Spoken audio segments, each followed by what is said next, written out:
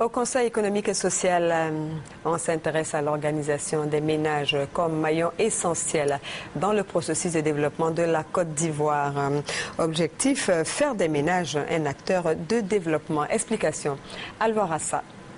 Ménage, acteur du développement, l'on pourrait ajouter qu'à de la Côte d'Ivoire. Et c'est le fruit de la réflexion du Conseil économique et social, avec la contribution d'experts et différents acteurs de la société ivoirienne, pour faire des ménages des acteurs économiques de premier plan. J'estime que le ménage, c'est la base, c'est la cellule élémentaire de la nation.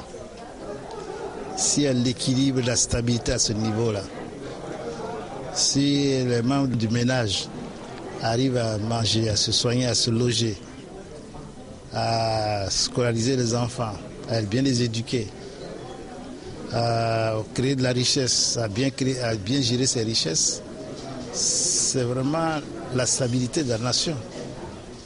Parce que c'est la cellule élémentaire qui compose la nation.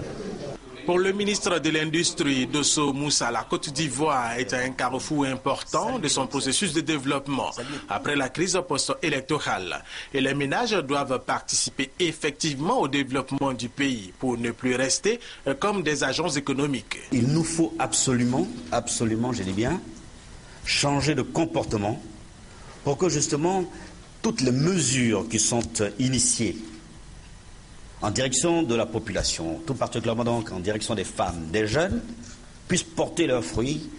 Et si effectivement donc on réussit cette équation-là, je pense que, Monsieur le Président du Conseil économique et social, vous auriez fait un pas pour que l'avenir de la Côte d'Ivoire puisse être des meilleurs.